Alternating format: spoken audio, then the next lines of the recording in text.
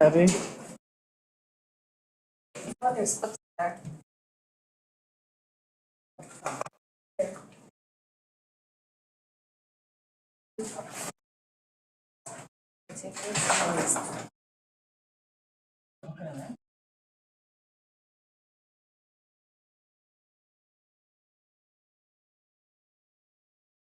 Here, just take this here. Oh, I see what you're saying. Okay.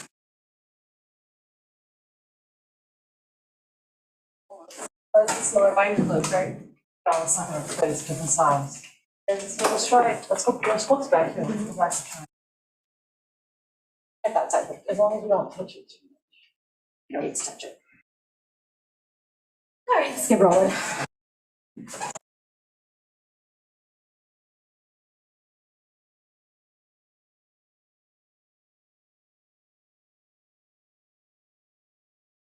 All right, we have a forum and we're ready to roll.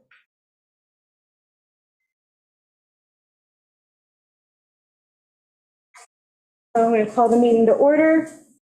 I just want to discuss the minutes briefly. John, you made a good point about the first draft. There was a lot to it. It was confusing. So what we've done is really abridged it and to just do a summary of the chapters that we discussed, because it's very hard to capture discussion in minutes. So we figured since everything is recorded and it's available, that would probably be sufficient. Does anyone have a concern about that? No? It's nice you have the links to the Yeah. YouTube video right there. Okay, so I'd like to make a motion that we approve the minutes from 10:17. Second. All in favor? Aye. All right, so the last day to receive public comment on this draft of the plan was the 15th. So after our meeting on the 13th, we did receive additional comments. So I'm going to start by going through the comments that referred to towards for chapters 1, 2, and 3. And then we'll move on to the next 4, which was chapter 4. So everyone received an updated version of the spreadsheet that I sorted by chapter to make it easier for everybody. So the first comment was a copy of the letter of resignation, which we've all seen. And then I'm just going to go through the comments that we didn't talk about last time. Well, are you gonna read this entire, the entire one received on 10/13 of top-down process, flawed hearing, all of that? No, it doesn't relate to Doesn't really, the there's nothing, chapters. yeah, it doesn't. It's commentary for everyone to read and see. And The next one, number 189, if you're looking at the spreadsheet, that one refers to, let's see. There's a concern that there's insufficient concern about overdevelopment. The draft does not recognize the history of proposals that would have destroyed the island as we know it. So, for example, the proposal to build a bridge to the North Fork, plans to develop Mashomick, a proposed condominium development in Hay Beach with Venetian-style canals, or the clear and present dangers that we all see around us. It lacks any meaningful analysis of what development would further the interests of the island as a whole, including what jobs would be created for residents as opposed to what would benefit special interests, particularly deep-pocketed off-island developers who have been buying up property all around us and indeed on the island. I'm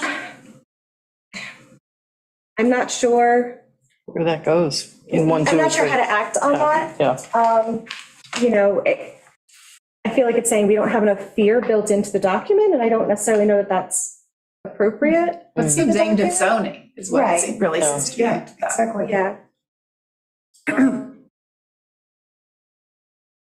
mean, we could recommend stronger monitoring of zoning exceptions and zoning rules, whatever. But there's a Do we zoning need board. to perhaps say we're firmly opposed to building a bridge? do we Well, I mean, need we that's- say that? Yeah.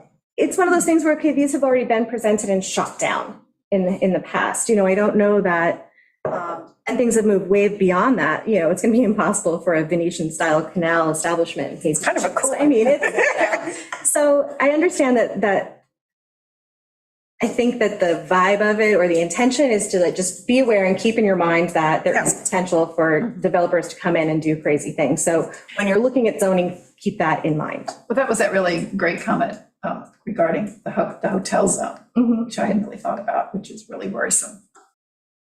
Yeah, I think it kind of goes back to what we touched on last time too, is just a real honest analysis of our current zoning Right. and, perceived weaknesses and, maybe the general community thinks certain things have slipped through the crack and have been allowed, and that's not what we want. So just a real honest analysis of what needs to be updated. Yeah, what the zoning is, and is it being To tie followed? it up. It's being followed, yeah. Right, with, in accordance with the intent. And then I figure that the wastewater and public water, we can talk about when we talk about the Utilities. environment and utilities. Just FYI, where are you on these? I'm on things? number 189, so I sorted them by chapter. Yeah, I have them by chapter too. Sheet one. I'm just Okay, sorry, I'm just, so here it is, I found it. It's a long one. Oh, it's a vision It's statement. a vision statement, yeah. Okay. So I'm going back to the ones that came in after our meeting and Gotcha. just going through them. We'll circle back to the two on The house vision sizing. statement is very general and broad, right? Mm-hmm. I mean, this kind of specificity fits in better with the Well, that's- chapters. Right, and that's the thing. So I'm kind of going to break these down. So if you look at this items number 2 and 3, they fall under the natural environment chapter. So we'll circle back to these when we do that. They're in utilities. And utilities. And then number 4 and 5, those are in the housing chapter. So when we do chapter 4, we'll circle back to these comments. The nearshore overlay, that's discussed in the environment chapter. So we'll circle back to that too. And so we'll talk about those when we come up to them. And then vision statement. That's just a commentary. It doesn't pertain to the actual chapter. All right, so 204. I'm down to 204 now. Okay, I'm following. Vision statement, guiding principles on page 8. The question is, it's more statements, but maintain a vibrant year-round community that meets residents' economic and social needs. And then the question is, what are examples of high-quality community services? So, I feel. I don't know why that's in quotes and how Yeah, how that, so maintain, and what are examples, so. And then the next one is. Police, fire, and medicine would be high quality services, it seems to me. And I think you want. And trash services that are- disposal. Are thorough, And- complete. Yes. Social work. roads. And then guiding principle, motivate and enable upcoming generations to be part of Shelter Island's future, including its town governance.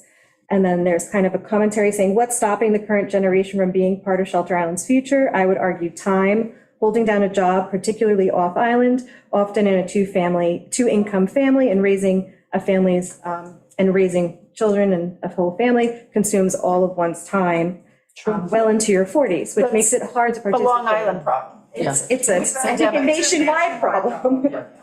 And it's true, it's not an issue of motivation. Right, Yeah, no, It's not unique to this community. right. And I think the goal in this is trying to get, If anything, we probably have a higher percentage of involvement just because volunteerism is so ingrained. yeah.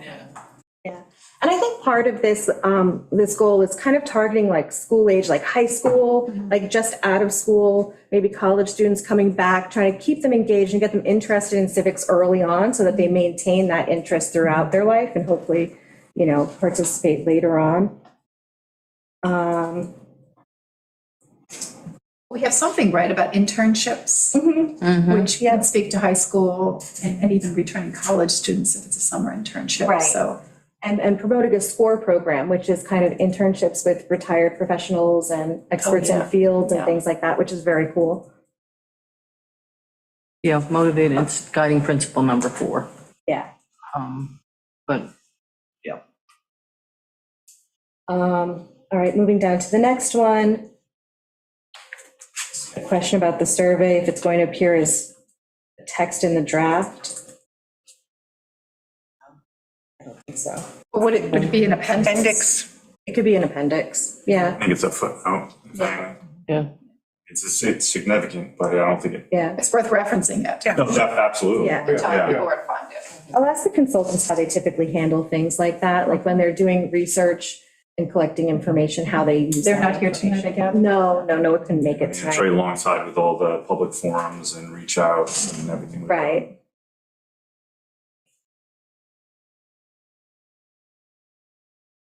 The survey also is kind of old. Yeah.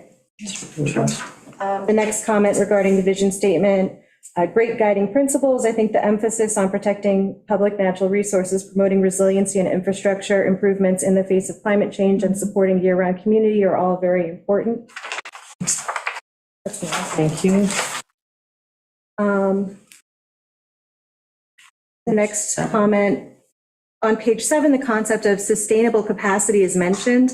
A planning challenge is to ensure that the growth which results from being attractive does not destroy that which makes the island desirable or exceed its sustainable capacity. So that's the way it's used. So how is this sustainable capacity defined? In chapter 3, page 30, figure 4, development potential analysis shows substantial development potential in various parts of the island. How do we know when we will have exceeded our sustainable potential? And what is the process to define this and incorporate it into our town code and zoning? You know, I think that is a pretty good larger question, I process. think. It's a Yeah. very good question. Because if we don't have a process to define this, it's subjective, and one islander's idea of capacity may be different from another's. Also, it's highly vulnerable to the influence of various special interests. And, you know, it goes on to say this will require environmental, traffic, and other types of analysis to come to agreement.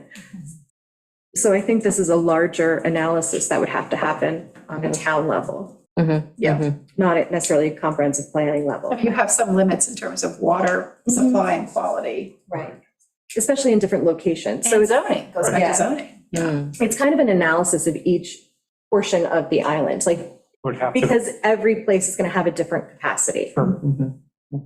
And we have to, but with that, I think we have to be careful with an area that, for example, is in great need of infrastructure or whatever, does not have the resources there, so they have to import it from elsewhere. So I'm thinking of a pipe coming from a farther distance away, for example, which then will impact that area with a drawdown or a cone type thing. Right. So Yeah. we have to, right, that would be maybe the first indicator that we have a problem, is like all of a sudden now we have a problem back here at the source. And we talk about wellhead protections, but if they're sucking so much water from there Creating and people another, around that are losing water, then yeah, are we at that capacity point? right. Yeah. We could put something in there. Mhm. When we could maybe brainstorm some ideas that would happen. If the ferries are bumper to bumper from north to south ferry, does that mean something? I mean, that's maybe, but we could put, if the number of cars per hour coming on the island on peak weekends exceeds X, we have to go into plan, like, so what we do with how much water is, whether it's a drought conditions, we have, well, it's a cautionary period, it's whatever, maybe we should start thinking about that. I don't think it's too hard to actually come up with indicators Right. that we could use. Or if you ever drive down Sunrise in the morning and you see the backup to go, Right. I mean, the trade parade is Trade parade, outrageous. Outrageous, and it was never like that. yeah. When Greenport complains so much because there's too many cars in their village streets because they're waiting to get on Shelter Island, Yeah. you know, there's all kinds of things we come up with, but Red flags. you're red flag.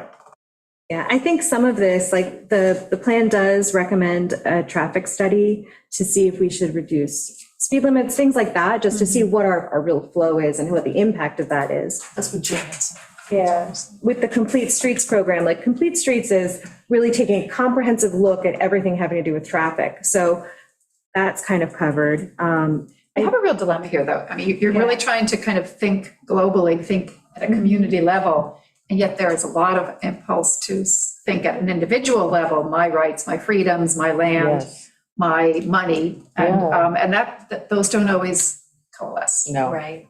they're often in conflict. If you ask someone in East Hampton, the only time they can go to the supermarket is at midnight, Mhm. you know, there's something going on there. It's terrible. Yeah. I've always felt the ferry is kind of a natural limiter.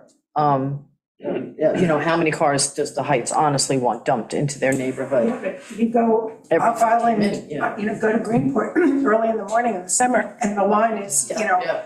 talk to the woman who delivers the papers. Yeah, And, you know, there is many a morning where she's back by the 7-Eleven Yeah. But at 6 o'clock. But to keep, the idea of keeping more boats. More boats No, and bigger boats. yeah, more and bigger, I mean,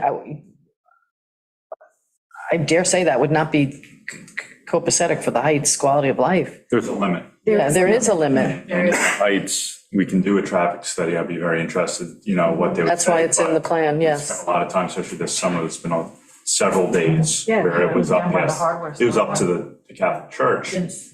Look at just space in the Heights, right. where is a better way to do it? Yeah. I think we should just blanket the island with signs about all the ticks. Just promote ticks. No, just say, entering tick zone. Yeah.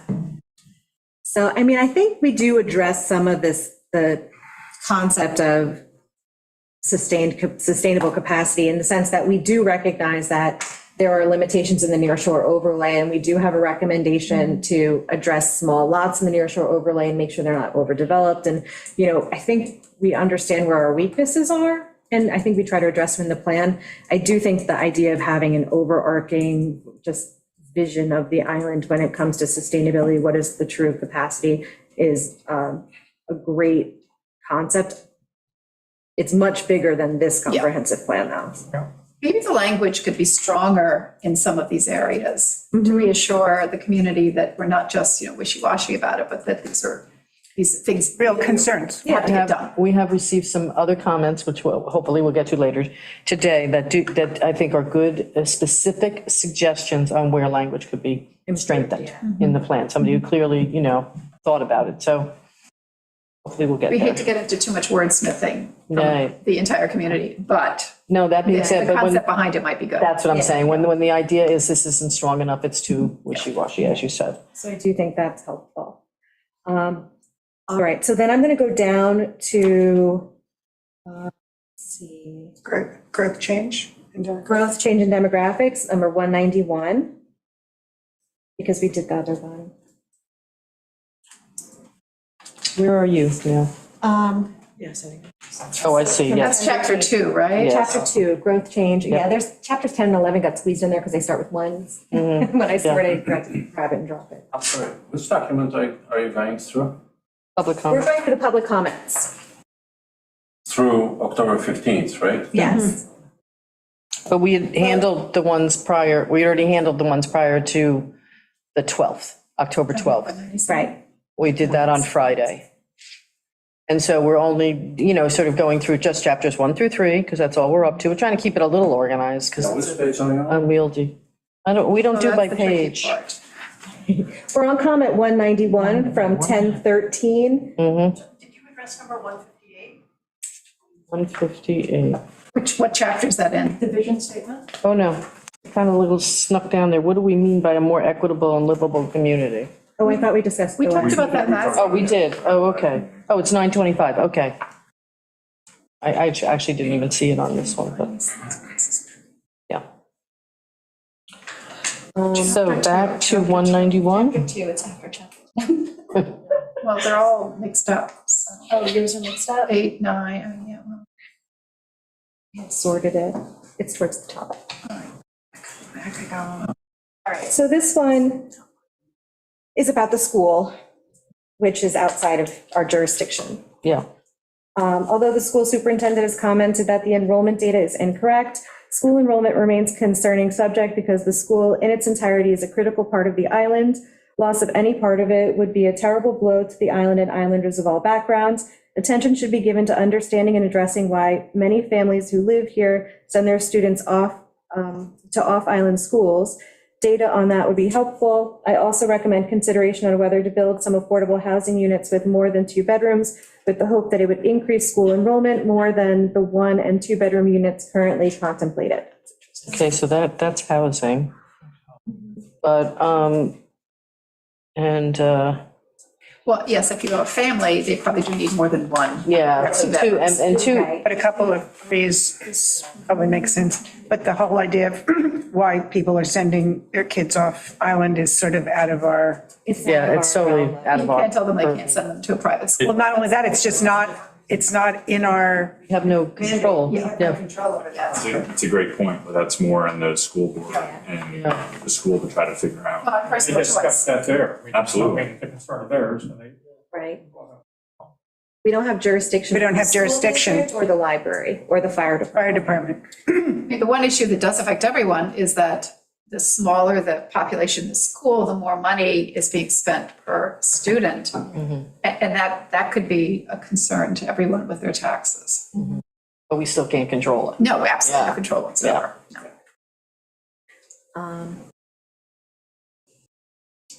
So on that, the next comment, its last comment of the next comment, bulleted. There's no evidence that more affordable housing would attract more students to the school, very hypothetical. Okay. Yeah. And then there's also a comment that we should compare Shelter Island with similar affluent communities when discussing age, income, household size, and shape, not just Suffolk County. But the problem we had with that was that there are no real comparable communities in New York State. So we'd be going outside of the state, which has different regulations, and it just doesn't make sense. So, you know, we're a unique place in that sense. The next one, growth, change in demographics. I wonder how much seasonal population Shelter Island can reasonably and sustainably support without added infrastructure for water and sewage. If the population is 12,000 during the summer months, is that a number that the island's aquifer alone can support? If not, should the town look to limit or discourage seasonal population?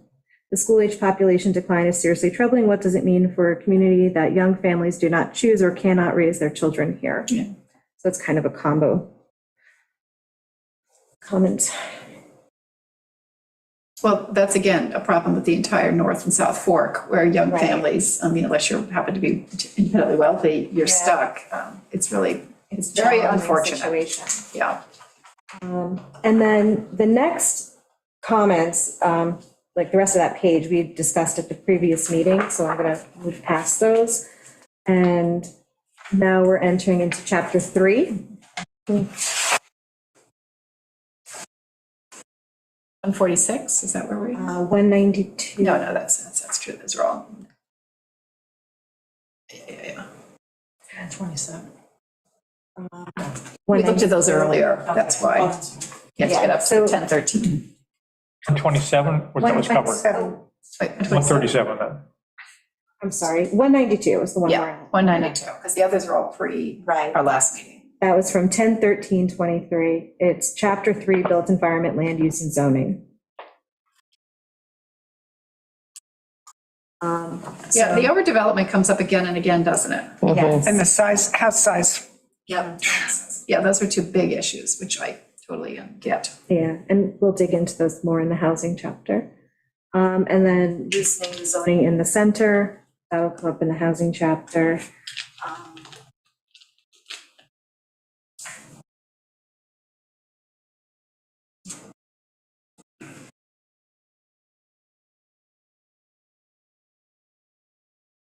Does the plan resist public pressure to disapprove expansion of so-called non-conforming uses?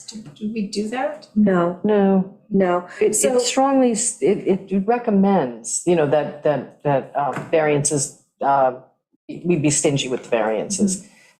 We had discussion today, earlier today, you can't, many comments have called for saying no to any variances, and then you're sure, just saying, no, that's, you know, just writing that into law, well, you can't do that. You can't, it's, when zoning, the way it was explained to me, when zoning was imposed on America, sort of writ large, the way to get it done was to say, okay, we're going to take something away from you, which is your total freedom to do whatever you want.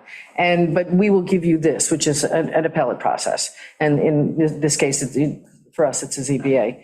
And so you can't, but you can strongly discourage, which we do have that in our language, variances. I think the concern there is, it's great, it's in the language in a piece of paper, but in reality, how do you make that change in Right. the attitude of Right, and strengthening the code. It's How also, you start that process. right, and a pivot, that's the other thing. it's a mindset? Yeah, but also I think there's this idea that you have precedent. you've always done this, and now I'm the applicant you're going to stop on, because you have, your hardship's not hardship enough, or, fill in the blank.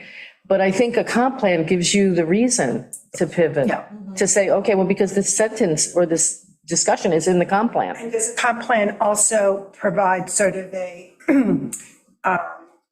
moral, it's not the right word, but. Yes. But you have a group of citizens who are on the ZBA, and while they may have, their predecessors may have been inclined to issue more variances, they now have a document that the community has, Backs them up. that backs them up to. Should represent the community's, They- right. community's interests, which Exactly. is what gives the Right. authority to. Right. Yeah, More so than in the past. yeah, That's right. So you're Yeah. privileging the community with its fragile resources over individual freedom to do whatever one wants to. It's tough, though, that transition. Yeah. that's why we need this. And if you're sitting around that table, it's an unpopular role to have to take on. Right. Yeah. It's easier role to do when you have have a supporting document telling you this is what the public wants to Yeah, see. clearly. When it's clearly defined for you, it's easier to make that transition. And then if we back it up by adjusting town code to help support that as well, then that helps with the But of transition. course, that enforcement goes hand in hand with. Correct. Yeah. Very much. Yeah. All right.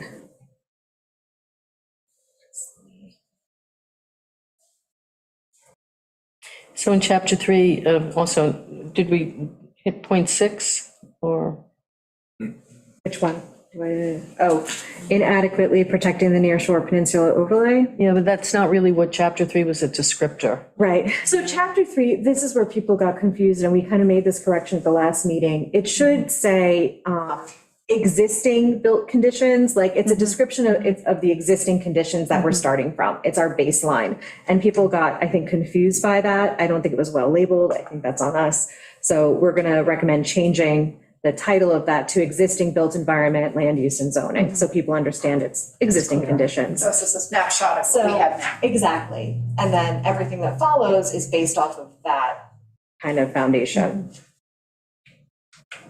So nearshore overlay, we talk about more in the environmental chapter, so we'll dig into that, because that comes back over and over again, that we need to strengthen the language around nearshore overlay.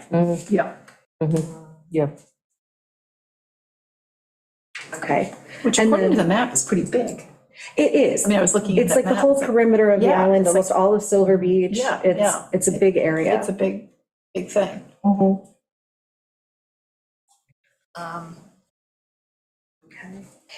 And then there's another request that the end of this chapter 3, existing built environment land use zoning, have some kind of summary at the end of all the zoning changes and where you can find them throughout the document. Yeah. So, We agreed on that last Yeah. time, right? yeah, and at the last meeting too, we discussed how the end of chapter 3 has, Joanne, just for your reference, because you weren't here for it, it has, it states, it's the end for you. It's a heck of a thing. The last section is development trends and issues. We listed all the trends, but we didn't really identify the issues that we currently have with our zoning and land use. So I'm just going to ask everybody to kind of brainstorm what they think our issues are with our current zoning and get us a list, and then we can put that into some text and we'll send it back out to everybody. We can discuss it at the next meeting. But, like, so one of the issues that we know is kind of this dead center area in this B1B transitional zone.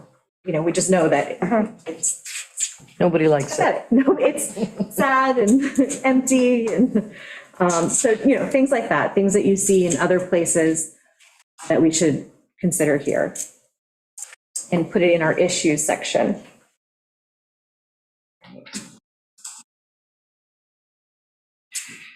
Did we get all the things in here?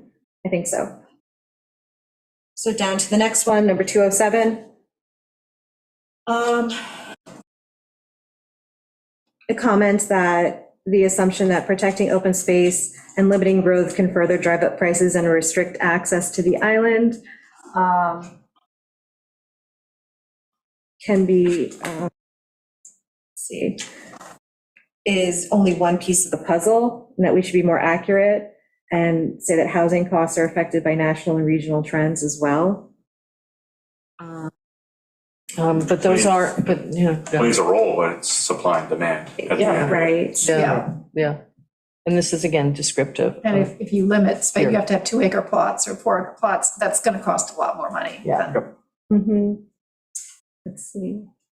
And it's true, it does end up restricting access to the wealthy. Yeah. Right.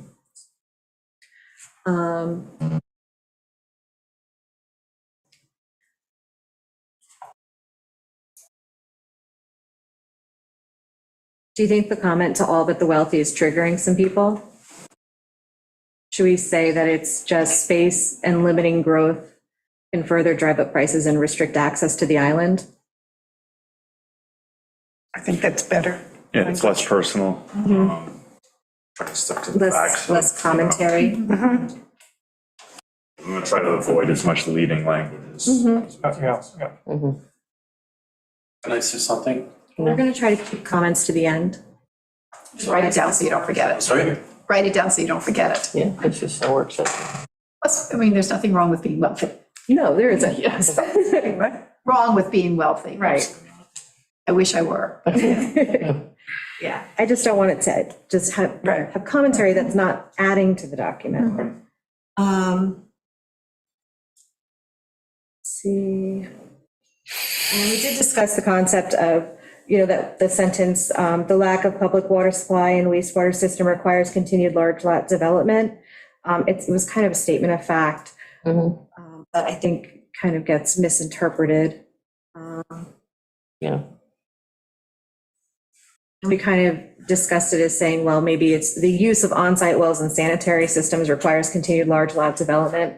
So instead of saying it's the lack of this infrastructure, it's the way that we are currently defining. Instead of saying large lot development, which sort of conjures up, Should it be 1 acre? I'd say 1 acre zone. 1 acre zoning. Okay. So let me, I saw large lot development and I immediately thought, subdivision. right, Oh, I see what you're saying. requires, I would probably just say some acreage zoning. Well, 1 acre zoning. yeah, is the smallest we have. Because all the places that are less than an acre are actually, Grandfathered in. yeah.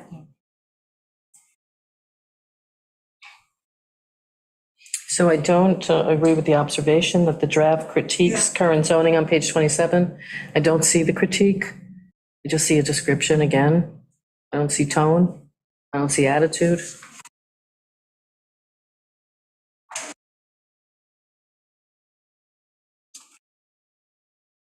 Well, and this might be part of, this is a descriptive chapter, not a Right, prescriptive chapter. exactly.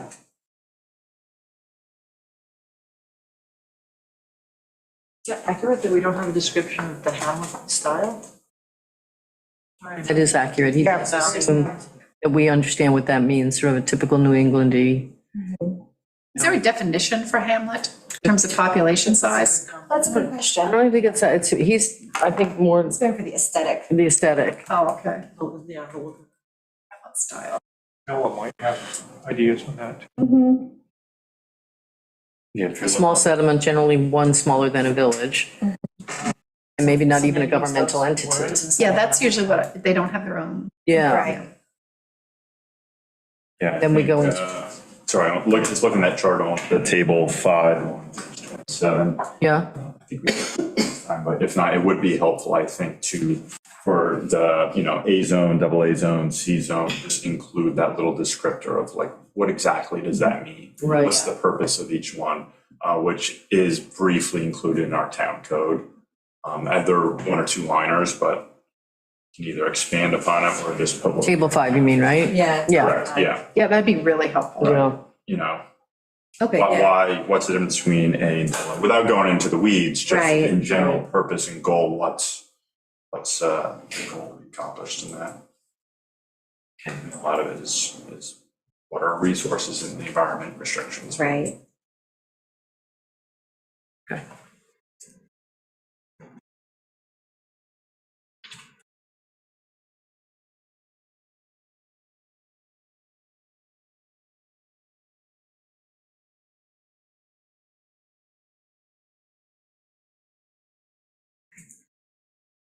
I'll go into the code and I'll pull that and kind of add it, maybe even like under where it says a residential, then have a block that describes a residential, then just even in the chart. So it's all in one place. Okay. Again, these comments are really not about, they're just not hitting on the descriptive nature of the chapter. So I think that just has to be made more clear. This isn't a Right. recommending chapter. Right. So I think once we make that correction in the title, I think that will actually help. Then a lot of these points do come up, throughout these comments into different chapters. Yeah, so we'll talk about them in each of the chapters that they pertain to, because they'll circle back around. Yes. Okay. I'm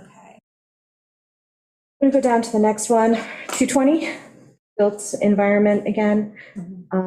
I think characterizing Shelter Island as rural is a bit of a stretch.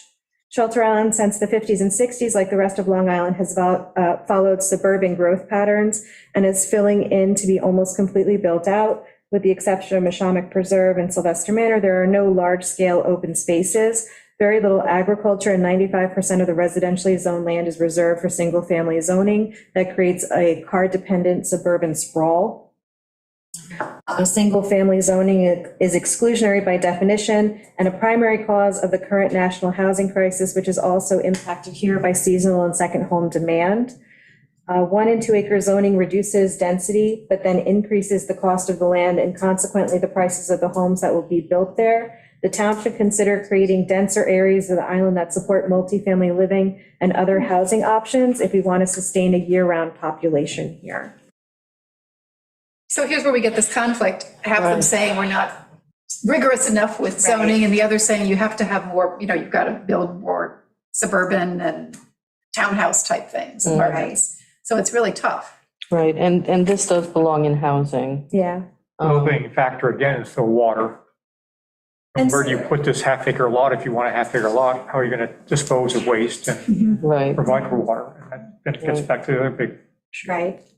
Yeah, so I mean, until we have a solution for those things. we are, the plan does recommend, housing over stores as long as second stories only, over stores for possible apartments, if it can be health code compliant. Yeah. And only in the business zone. So trying to really split the, Solomon's child. Yeah, solving the two problems. Right. Right. I just, one more thing, the idea of, the person mentioned single-family zoning, we may say that, but what do we have? We have accessory apartments, we've got accessory buildings. A lot of lots have multiple living spaces on them, or they are maybe going to become even more of those with Yeah. our so ADUs. So I don't know if this is going to hold true, or it's a concern. Or it's being, is being addressed. Yeah, addressed, I guess. Right. All right, the next comment, number 235, is about creating a hotel zone, which we've already said we don't agree with creating a hotel zone. So that we're just gonna, Yeah, there's no recommendation for a hotel zone or for creating non-conforming, like from turning non-conforming properties into conforming properties. zoning like a changes, hotel zone. Yeah. It's not no support for that. It's not in this draft. So, So the same goes for restaurants, correct, hospitality. correct. Yeah, there's no recommendation to create a zone specifically for previously existing non-conforming businesses. It's not a recommendation. Because then they can do whatever they want, about realistically. Let's not. Yeah. What about the marine zone? The marine zone, that needs a further discussion when we get to the chapter. It really does. Marina, Marina. like that specifically. Yeah, that was interesting last time. What about spot zoning? Is that out? Sorry, I missed the last. Please. We're gonna do what we're gonna do. Yeah. Let's see, Determining new zoning the context. next one's about the hotel zone as well. Yeah, I think they misunderstood the conversation. I think. Because the hotel zone was brought up As an example of what not. people don't want to see happen. It came up as a comment Right. that someone brought up on one of our post boards at the town Right. meeting. We discussed it. It was very quickly decided to be not a good idea, Doing that, yeah. Right, worth exploring any. right. Okay. Then, all right, and so then now we're just into the housing chapter, because that was the end of the new comments for chapters 1 through 3. Isn't there one more here? 236, Yeah, 236. it's got a lot of stuff in it. Oh, is this that one? What also talks about the Oh, yeah, it was the hospitality. hospitality hotel zone, which we've already said no to. Yeah, Glad people are listening. yeah, really. Do the consultants really advocate the ability of the plan to authorize spot zoning? No. No, No, that discussion came up at the last meeting because the consultants were noting that the term spot zoning was used a lot in the comments on the Right. boards, and it wasn't necessarily being used the way it's defined. So they were just saying that, What is the definition, like, if you just the take correct definition? one, for example, you take one random parcel in the middle of nowhere and just say, bam, that's now a McDonald's. Like, we've spot zoned that commercial. And it only serves that one entity. So it only serves the owner of that property. The individual over the Right. community good. For years, Carol's Luncheonette was a spot zone. It was a luncheonette, ice cream shop, was there for years, this little building over there, it's in B1, it's not appropriate, but it had been there historically, and yeah, then it was eventually removed, you know. And so Well, now it's yeah. a conforming with B1 zone real Right. estate office. So it's okay. But it's nothing the government did, that was the Well, transaction. Carol's back. I do That too. was just the transaction, but then instead of going for a special permit to maintain its status as a coffee Right. shop kind of thing, Right. they went with the conforming business in Yeah. B1. So I understand people's concern about this, because if you Yeah. live in a residential zone and your neighbor, I have one, who wants to, has his business there, it's, just because he wants it, he shouldn't get it, even if Right. he's well-connected, et cetera, et cetera. So I understand people's concern about that. Right. And I think this whole thing started with an early presentation where the consultants were looking at a map that was too small to distinguish that Bridge Street was business zone. And the discussion was, should we make Bridge Street a business zone so the use conforms to the zoning? The actual use conforms to the zoning. And that was just it wasn't anywhere. They didn't realize that Bridge Street was Already already B zoned. And everybody's like, oh, let's not change Bridge Street to a B zone. Well, it turned out it already was. And debate, and the response to that discussion helped drive the idea that, no, this is not what's wanted on Shelter Island. So all good from Good. a little era. Okay, all right. so housing now, right? Well, chapter 4? Yeah. Or do Are there, I mean, these are all,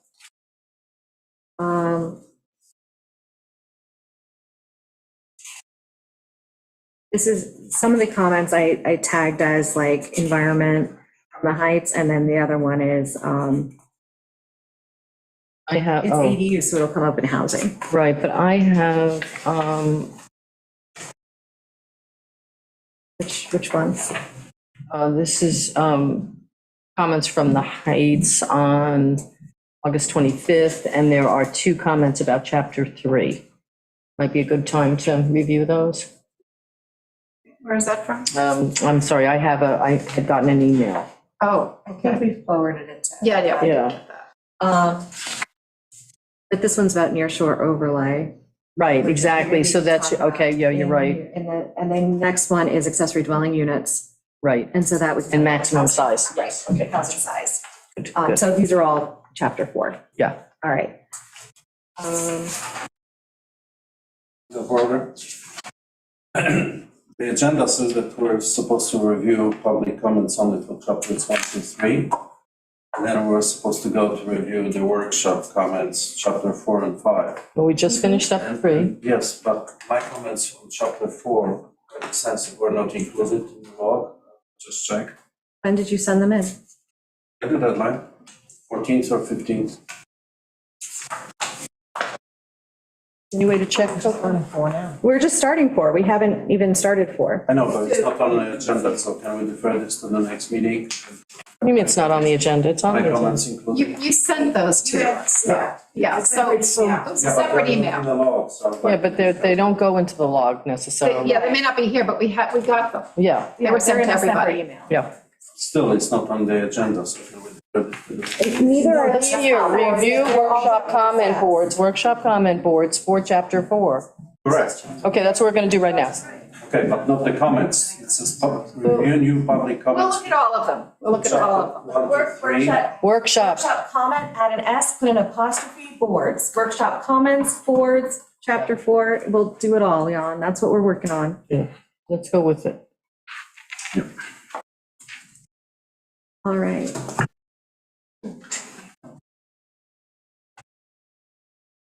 Okay, Meg, you gonna do your best Vanna White? All right. Right. I know. All right, so the first one, obviously, people had trouble with. So we were trying to, in this comment, I'll read the top part. The vast majority of housing on Shelter Island is single-family and owner-occupied, and both existing housing and vacant residentially zoned land is predominantly owned by taxpayers whose primary mailing address is off island. So that part right there, whose primary mailing address is off island, got a lot of dislikes. So what we were trying to do with this was determine how many people live here year round and how many people come and go no matter what the frequency. So in order to try to sort that out, we thought the best way to do it was to go through the assessor's data and take who they, like their mailing address list for the taxes. So people get their taxes delivered to their primary mailing, wherever they're going to receive those papers to take Yeah. care of it. So we thought that might be a good way to give some idea of how many homes or how many, primary residents are on island versus off island. Obviously, people don't like that concept. So, and then I'll go on to read the rest of it. This lack of housing diversity constrains the supply of rental units that could serve year-round residents. In addition, while there is limited data to distinguish part-time residents who spend a significant amount of time on Shelter Island from those who rent to visitors most of the year, the heavy seasonality of housing means that many owners may have less ability or interest in supporting year-round needs of town government and management.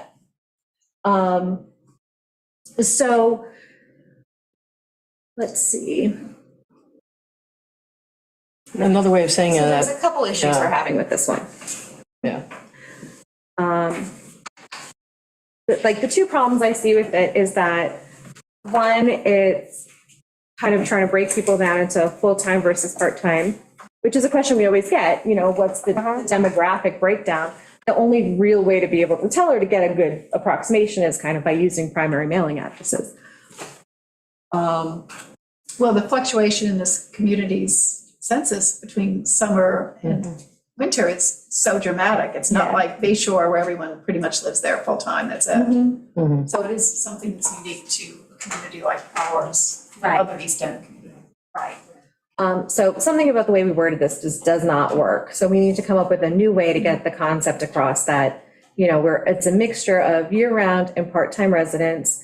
And I guess sometimes it's hard to get, to communicate adequately with part-time residents. So then there's a feeling that there's not a lot of engagement on the local level. Maybe that's the, So just saying that the line, the demarcation between full and part-time residents has become fuzzier over the past few years as people have, as more people have spent more time here or. or have the ability to do remote work. Right, Because that's what I took away from a lot of these comments, that people are saying, we're not classic weekenders anymore. We don't come out Friday night and leave Sunday afternoon. but still, I think that the reason this is even here in the discussion is to say that it's off-island. You're getting your important mail at an off-island address, which means you are not available. On a Wednesday night for a meeting. To help. Right. Yeah, to Right, be right. volunteers, to be, and if that's the case, then what we have with the small community that is here full-time is to Well, try. maybe that, I mean, we need to Support them. say that rather than The other beating around the bush. Yeah, say that, even though more people are spending more time on Shelter Island, there still is a limit to how they can be engaged and part of the Right. volunteer ethos of the. Just practically speaking. Yeah, just practically speaking, no moral value judgment. So that would work better in the quality of life section, but because this is housing specific, Right. like, does this goal or key finding, how does it serve us? Looks like it's just trying to identify the overall seasonality Right. of the housing stock. Right. I think personally a big issue with the second, the first one is, it's a statement of fact. We can argue whether it belongs or not. That's the or if we data that should use a everybody's different- screaming. But this is summary of key findings. It should be facts. So you, Second part is Second speculative. Right, second part or the second, The sub, the summary. Small Yeah. text. okay, small text, okay. yeah, when you talk, they may have less ability or interest. It's speculative. Yeah, So that sentence should probably, right? We can argue about details and labeling, but I think just overall, Yeah, that's- organizationally, it doesn't necessarily belong in at least summary of key findings. yeah, not in housing. It's obviously something that we need to try to figure that's out, really- the why is it seasonal? Right. Getting more seasonal or less seasonal, but as far as a key finding, I don't think that the last part of that sentence has anything necessarily to do with housing. Could you just keep the heavy seasonality of housing, keep just that section and just take out the rest of them that owners may have, that's part of the speculative. Yeah, I mean, I can see Is that taking more of a out the statement of last. fact? Sean, what do you think? Is this, the first part more of a statement of fact? yeah, no, definitely, no, yeah. This part is. I mean, we kind of start talking about housing and then you switch to So, right, the residents and the people Demographic. in the house. Yeah. Yeah. Yeah, you're hypothesizing that last Right, and part of that it's maybe sentence. more appropriate in a different chapter as Yep. well. Delete many, yeah. The heavy seasonality of housing. means- Period. We don't have to come up with, right? We can just say the many owners from that part on, that sentence Yeah, is it not means that appropriate. many owners, just take that out, Yeah, because that's the supposition. yeah. Or to have the seasonality of housing means that part-time residents spend a significant amount of time renting or visiting. Just reconstruct the sentence. Mm. You follow what I mean? Right, I understand.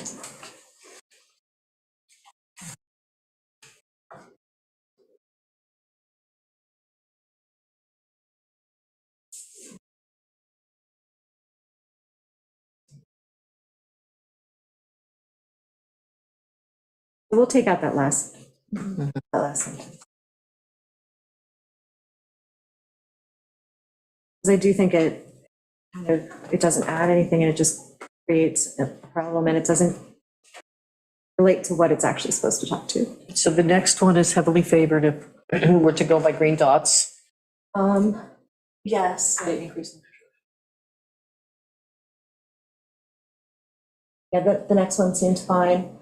And then affordable housing is not recognized as a problem, but progress in addressing it is slow. I've got 2 red dots and 1 green dot, I mean, I think it's so. kind of true, though, isn't it? It is, It's been yeah. going on for quite a It while. has, Forever. it has been. Actually, Cliff Clark told me they tried to do something in the 1980s. Yeah, and it took until Housing. 97 Yeah. to happen. No, it wasn't even, it was a whole different concept. Yeah. All right, and then the next one, recent affordable housing planning has identified actionable steps to increase the supply of affordable housing.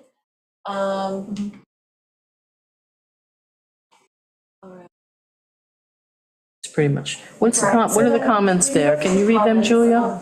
Yeah. This one, if you financially qualify as a second homeowner, the ADU grant should be extended to part-time residents with low incomes. And someone wrote yes on the ADU. And this one is, something affordable housing programs that allow beneficiaries to sell homes at huge premiums. Housing should be made accessible to I think say year-round families indefinitely. Yeah.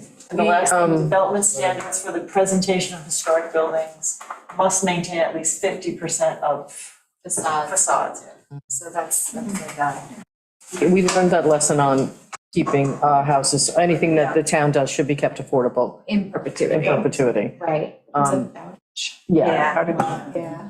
And then the rest of the comments up in that box. You want to read those, Julia, because you're over there? Yeah. So concerned about mega housing, improve infrastructure in the center to allow residences over retail up to 3 stories, and small multiple unit buildings and walkable retail district. Can we just do point by point first? Or- Okay. On that, anyone on that one? We only have 6 stores here. I know, and we don't have 3-story. We are not allowed to do 3 stories in our zoning code. 2 is max, so. But, you know, you could also consider the two, The mini malls, the mini shopping. which, you know, one has struggled for tenants and a little housing in, you know, I mean, that might make it attractive for somebody. Capital That is, investment for somebody to do that, you're Yeah. really, that's Yeah. major. I know, but that is discussed though from that standpoint, No. from in the economic chapter. Point 2, plans set up a Us versus them us, thank you. This sets up an us versus them narrative. narrative, Okay. So that's just that first. which is what we're. Finding, yeah. Distinguishing between year-round, I guess, or yearly time or year-round, I guess. Part-time and Part-time. full-time. Part-time and full-time residents that affects available housing is an unwarranted presumption. Distinction between part-time and full-time residents that affects available housing is an unwarranted presumption. So they're saying that it shouldn't matter if there's a large seasonal population, that we're presuming that that's what's affecting housing. Well, it does affect pricing, but. Part-time residents pay the same taxes as full-time residents. Many of us spend more time here than at any other address. We are just as critical to the health and economy of Shelter Island as full-timers, and we should not be regarded as part of that problem, part of the problem.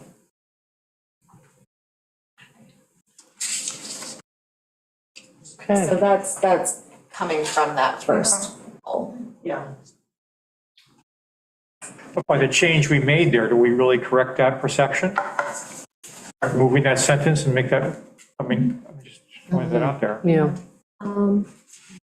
Well, I mean, the fact is that the seasonality of the island does impact year-round rental availability because people make a lot of money off of a summer rental. So There's that. there's that, and it provides them the opportunity to use their home in the winter months, rent out in the summer months, so they don't want to tie it up year-round. I mean, that happens everywhere. We just happen to have a lot of that. They use it year-round. But it's a second home, which, you know, I mean, this idea that people come in with, I've heard it referred to out-of-town money to any community, you know, that they can tip the balance in that community of housing prices. Yeah. Just because it's so, you know, I sold my Nassau County house for, you know, large money and then less now, but you know, it has been sort of, you come to Shelter Island where that money goes really a lot further than it went in Nassau County. So it's not meant to be divisive, it's just meant to say that these are impactful. Okay. I mean, And we also depend on our part-timers for a whole bunch of stuff, Yeah, like it's always kind of Taxes. symbiotic. an economy, you know, economic drivers they are. Development needs to be combined based on the availability to scarce resources, especially water. Yeah, I think it needs to be constrained. Development needs to be constrained based on availability of scarce resources like water. Could be, it's combined, but okay, could be. What else do we have on there? Introduce a steep slope ordinance to preserve the bluffs along the shoreline. That came up last time. Yeah. Chapter 3. Yeah. building houses on the edge of like a steep. So for example, if you look at Serpentine, you know how you have that big, that's where that's coming from. Building into like the steep. The thing is, problem with that is that technology is allowed, we have got better materials, we can build things better. And so the argument then between engineers and architects is that, hey, it's doable and it's Right. perfectly safe, blah, blah, blah. And the reasons why we limited it before is not important. So it's interesting point too. Next one is, town should help homeowners monitor water usage. Big houses are taking over, destroying the character and environment of the island. Develop meaningful analysis, neighborhood by neighborhood, defining the scale of individual areas. Create areas for all sizes of housing based upon historic patterns of development. Well, that's back to the zoning issue. Well, we just talked about that too, that different areas of the island have very different characters and infrastructure that you Yeah. can kind of stipulate these changes. There is a Changed drastically over the years, but There was also a recommendation, town should help homeowners monitor water usage. There is a recommendation here in the plan that when and if, which we think, you know, the technology becomes better, the town should consider mandating people put meters on their pumps, on their wells, and that be reported to the town on some sort of quarterly basis. It's kind of big government-y, but if water is a primary worry, it's maybe a big government step that people would support. And the new technologies are already here. I heard a report from the WAC that there are these things that just kind of latch over your main line coming from your well, and through acoustics, it measures volume. And I think they're $300 a piece. So maybe we could do like a volunteer thing that we already have going on, like for the well testing. Let's find out how much you're using, and we could make a campaign, and we might get some data that way. It might open some eyes for some people, gee, how much we really do use. So it's something, you're not ready to do it yet, but it's something that's in the And pipeline. the, A lot of that's gonna be education. Yeah. Letting people, like helping people understand the impact of Well, heavy people water are usage clearly or wasting concerned water. about it. Yeah. So if you're concerned about it, then you kind of want to Sign be up. part of the solution. right. Yeah. We need publicly financed affordable housing. Why enable private developers to get rich with Subsidies from, subsidies maybe? Build up affordable housing. Better to give these profits back to the people. Okay.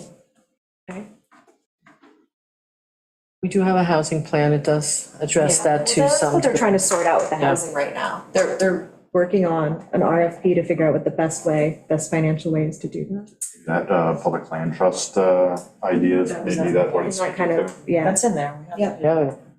The next one is, they suggest that we see the documentary One Big Home. Oh, yeah, it's a good one. Yeah, Martha's Vineyard. it's good. It's really good. One Big Home.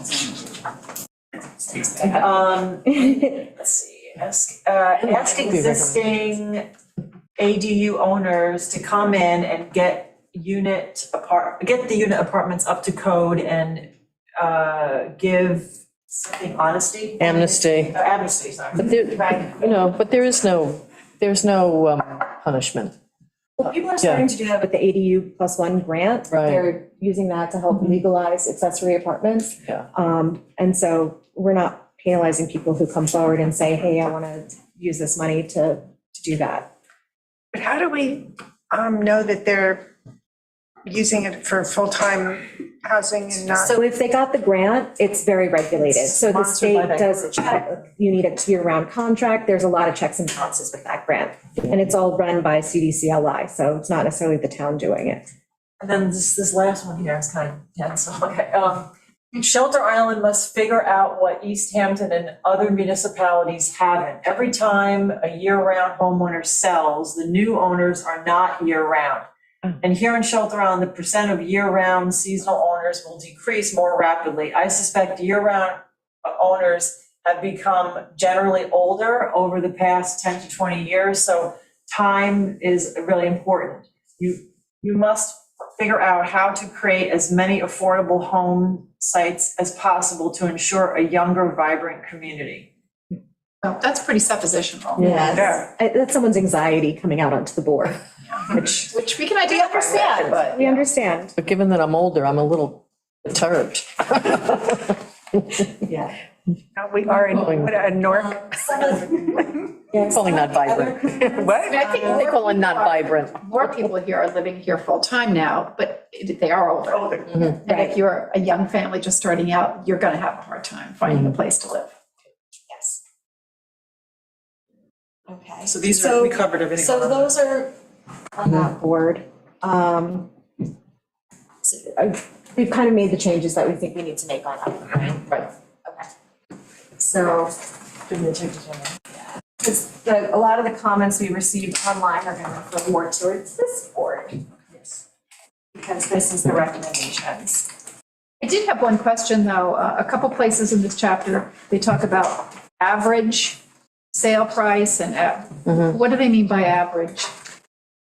Oh, average is tough, but it is Mean or literally, is it the- or the median? I think it's the mean, but I'll double check. Let me just make myself a note. I'm pretty sure It it's the just would be mean. good to clarify what that Right, is. and the thing is, what people might find, the assessor's data that they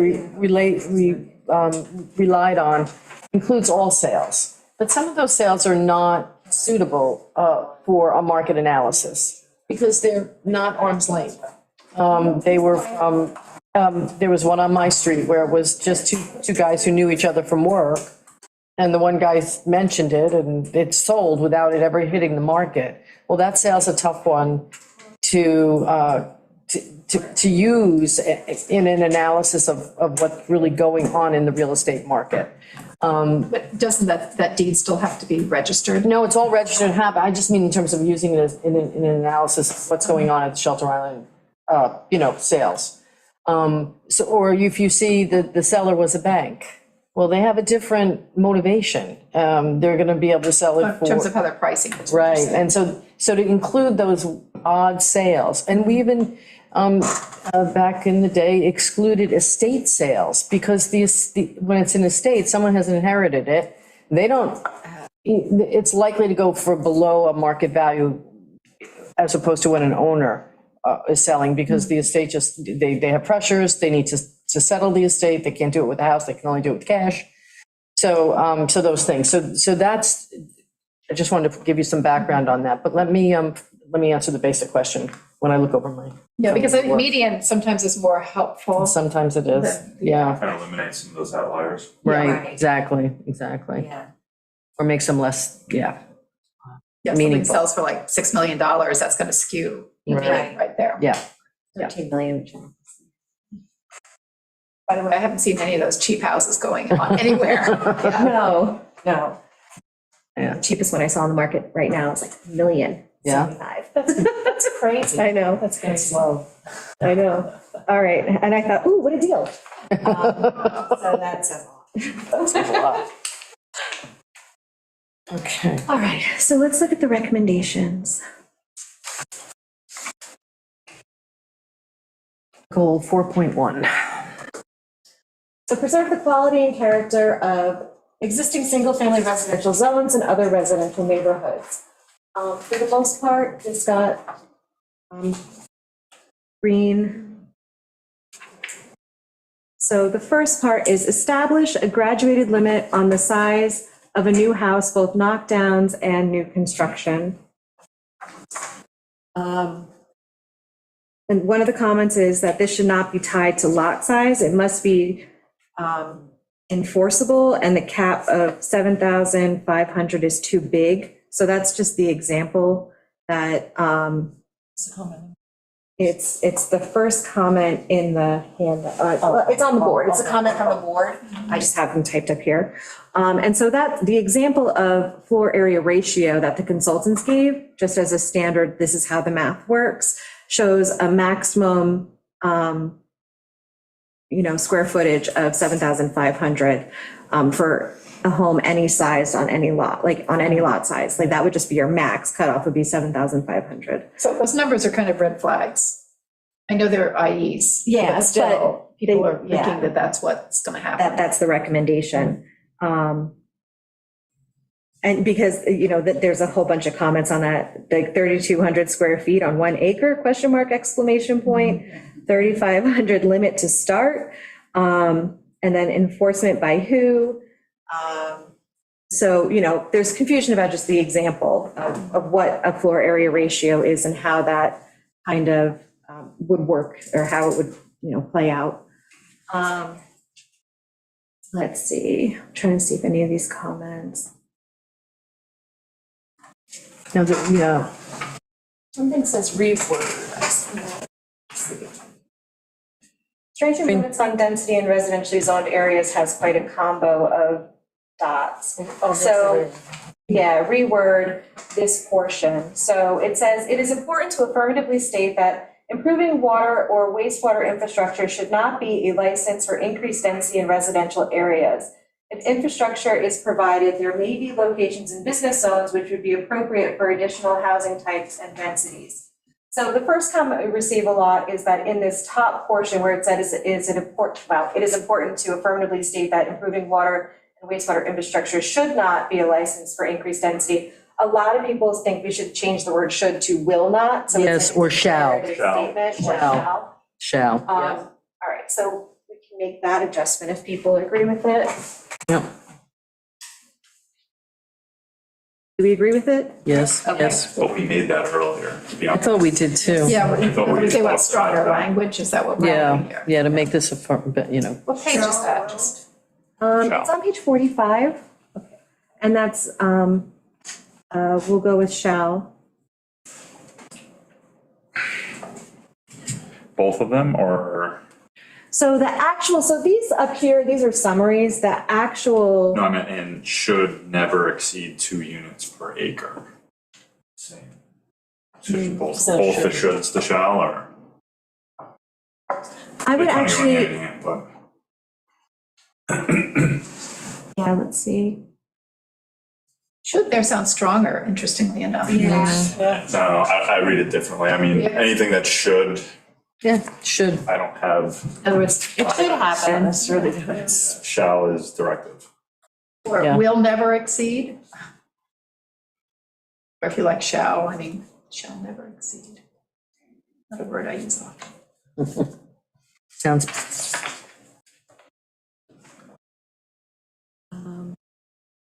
And shall never exceed, is that where we're going with? Yeah, thou shall not pass. All right, that's my. Okay. All right, so we'll strengthen that language.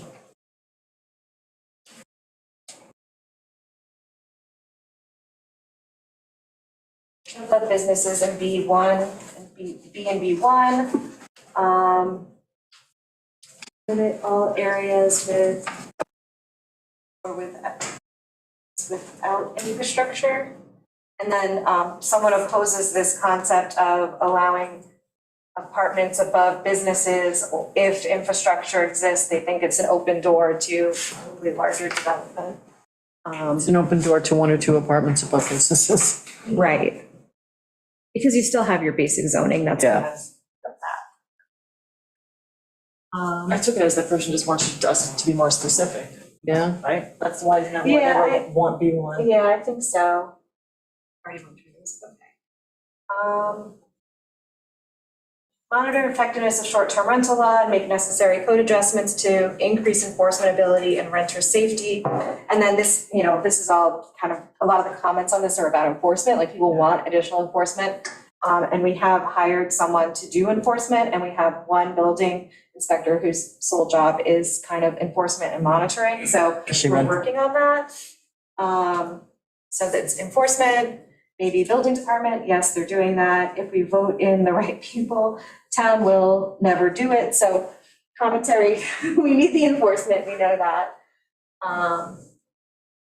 All right, let's go to this one, goal 4-2, provide for a broader range of year-round housing options across income levels.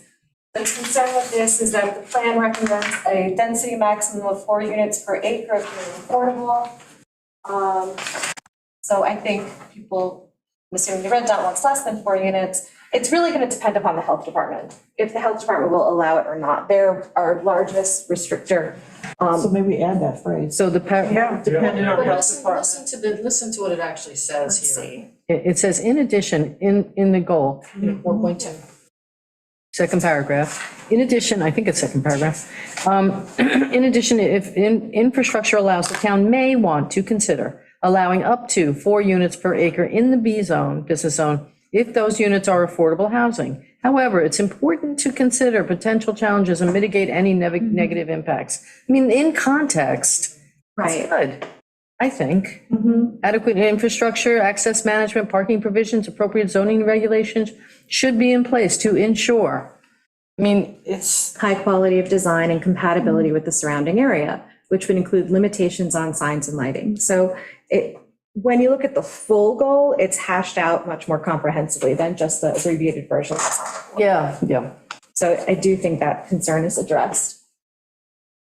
Then those did not have any red dots. Establish a low interest loan program for first-time home buyers. That's in the housing plan. That's in the housing plan, so. Is it really? Because I It thought that is. was, I had a lot of questions about that. That's in the housing plan as a possible use of the transfer tax money. Right. Yeah, but now they're serving as a bank and even a loan officer, and it just seems like that's not really government's job. Did we see an example of that in Southampton, East Hampton?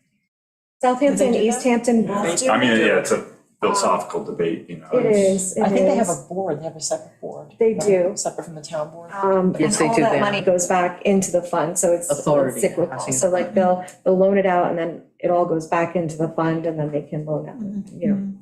We have a whole process. Low interest loans that are done in partnership with financial institutions. Right. Such as CDC Long Island, right, for instance. So, you know, it's not like we're administering it. Right, if there'd be another entity who administers. That's, yeah, I just read that Usually a directly from. not-for-profit that runs those kind of programs.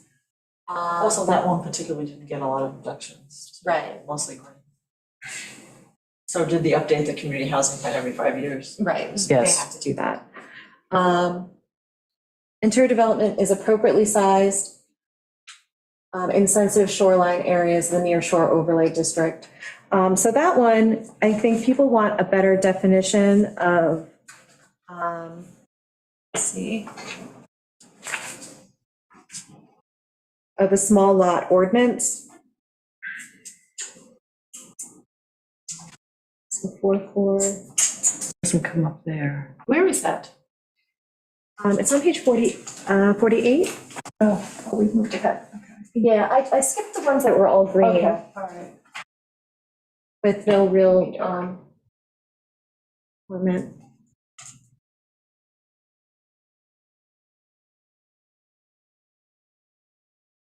So people want a better understanding or definition of what a small lot ordinance would do.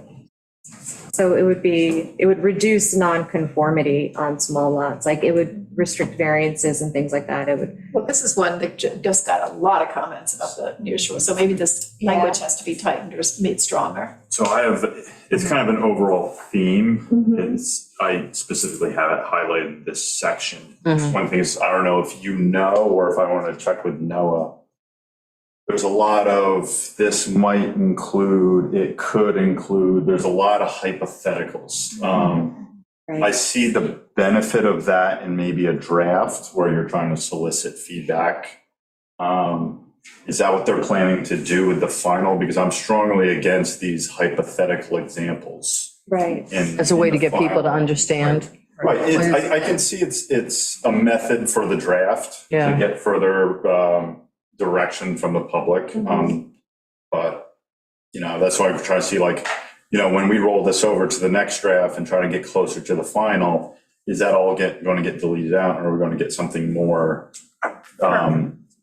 prescriptive, which it Right. should be? We shouldn't be having it, this might include, it's the comprehensive plan sets basically the end state, the goal. This is what we are to accomplish at a large scale, Right, what we will accomplish, or, you know, that's our goal. And then, you know, whether it's town code, whatever the following actions are, that's hashed out outside and subsequently. But yeah, just these hypothetical examples, I don't. well, I think the reason why it's like that is because, this isn't setting any legislation, so it's telling you what the problem is, how it needs to be addressed, and giving you all the options to address it, because it's really up to the town board and And public hearings specifically hearings to on that topic. how we end up solving that problem. So, you know, looking at it, you have the option of floor area ratio on how you restrict size, you have the pyramid regulations on how much, you know, light you can block from your neighbor. So there's like a whole bunch of ways, like, for lack of a better analogy, to skin a cat. So it's Absolutely. kind of giving you all the options. I just don't see that place in the comprehensive plan. This is your mission. This is what the community wants. Right. Figure it out. How you skin that cat is outside the comprehensive plan. That's the legislator's responsibility and their job. Because who knows, you know, in 5 years, there might be new options. There might be Right. something that's not even in here that's way better. Right. It's not a bad. And the more prescriptive we are in our language, the easier it'll be at that point too. Right. I mean, take more work. We have to be clear with what we want to accomplish without being prescriptive on this is how we will do it. This is how to do it, right. It does say took that being in there as to draw out people's understanding. Yeah, that's why I say for like, I don't know, for a draft, I can see it, but it would confuse people, and obviously there's a lot of confusion and comments, Or they might follow two options. because it's a little, it's vague, because those are things that do need to be fleshed out. you Right. know? There's a lot of detail that I'm needs to go. inclined to agree with what. So how should we go about fixing this? Then that's my question. What recommendations do you have Now, to the- clarifying it? Yeah, because it does say ways to regulate this, means small lot problems, may include the following. You know, so to me, that says the, may include these and may include those that aren't mentioned, those that aren't thought of yet, or, so I'm not sure I agree strongly with your premise, but that being said, we can take some of this out. Well, under ensure development is appropriately sized, that last sentence, furthermore, it may be appropriate to adjust zoning. Maybe it is appropriate, or it should be appropriate, or Right. it shall be appropriate. Yeah, Right. In other words, make it stronger, because may seem, it does kind of make it optional. It's like, well, Okay. maybe you could do this, you know. I mean, if you're going to make a recommendation, make a recommendation. Don't make it a hypothetical recommendation. I guess, Right. you know, if it's an No, I action understand, item, yeah. it's an action item. Right. You know, if you know, a small lot ordinance is going to address this, then, you know, that's an action item. Right. Obviously, there's a lot in the town code that would flesh out details. Right. Yeah, just Right. overall, I have hesitancy with, so a sentence like this, the ordinance might include limits on the maximum size revised setback to control the size of buildings in relation to lot size. So that sentence basically should say the ordinance should or shall, depends, include limits on. That's what you're kind of arguing here, Sean, right? And then the whole example thing, poof, out of there. You know, does that sound like it would fill what you're saying? the That's true, intent 'cause then is to you're- strengthen the nearshore overlay. Right, Yeah. right. Right. Well, We right, explain why that needs to be strengthened. right. Well, he And, you know, a does. subsequent action might be, you know, Given increasing environmental risk. consider, you know, not everything is will, you know, maybe consider small lot ordinance or something like that. But here, he does have it. I mean, it isn't, you know, given increasing environmental risk in the nearshore overlay, expansion of non-conforming uses and buildings should be strongly discouraged. Someone did contact us on this, and they have a smaller lot, waterfront. You'd be able to build on it with, you know, within setbacks. It's not that tiny. But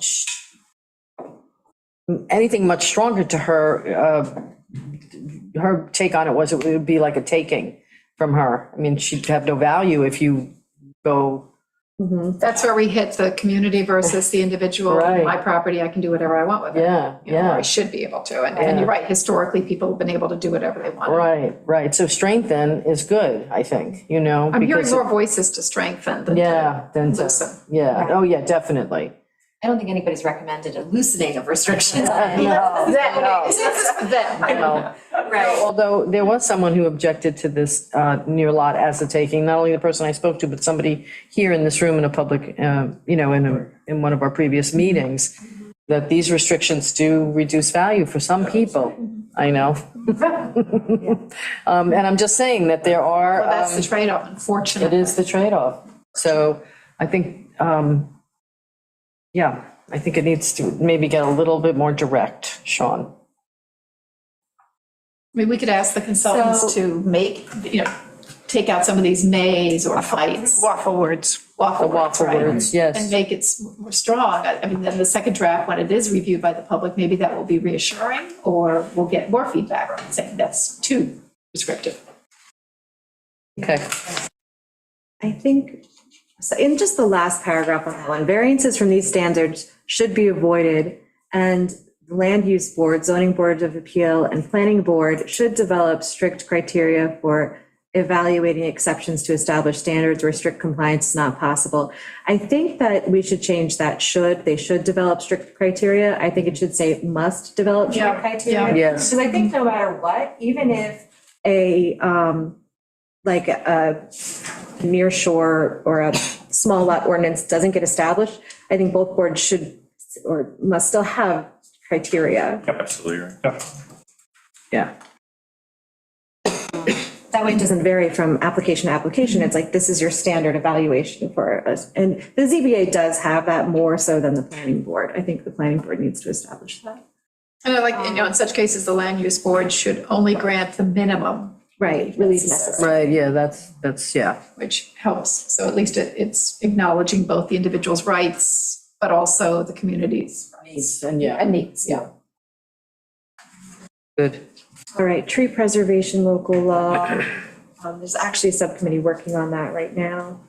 I got another great comment came in of that, topping. Topping? Yeah, that was good. I mean, and when you research it, it's actually horrible for a tree to Yeah. top it. So if you allow topping, you're basically allowing removal. Yeah. Something, another comment was made, well, we don't really have a definition of what a hardship is. A lot of people can say, because of a hardship, I want to be able to do what I want to do with my near shore overlay. How do we define that? We need something, make it a little bit stronger, because it's very wishy-washy how it's done. I want to put a basement here, and I just want a basement, you're not going to let me, it's a hardship, I want that, they argue all kinds of ways up and down.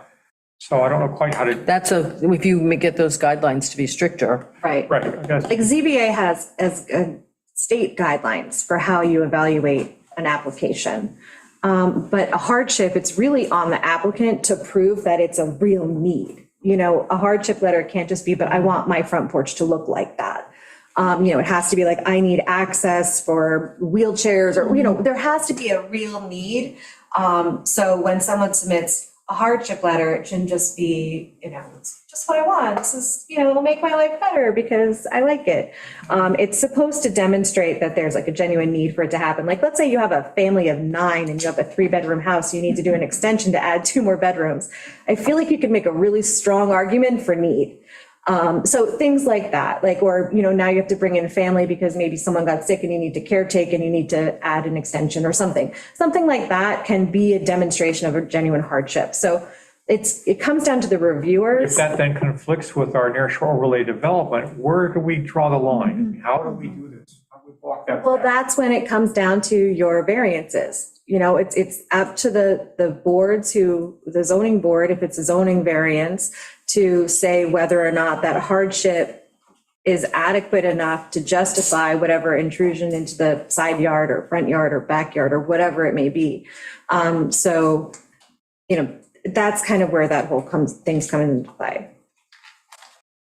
But it's hard to define exactly what constitutes a hardship. And that's really kind of up to the lawyers to convince you. Yeah, that's going to be that's a tough one. There's no easy way to define that or articulate it in such a clear legal sense that you covered all bases. If the ZBA has a state-developed list of, There isn't really a list of hardships, Okay. it's just that you have to prove that your Prove it hardship is worthy based on of those. variance and worthy of, or necessary enough to potentially inconvenience a neighbor or, to break that variance. Well, I bought another horse, so I need to extend my barn.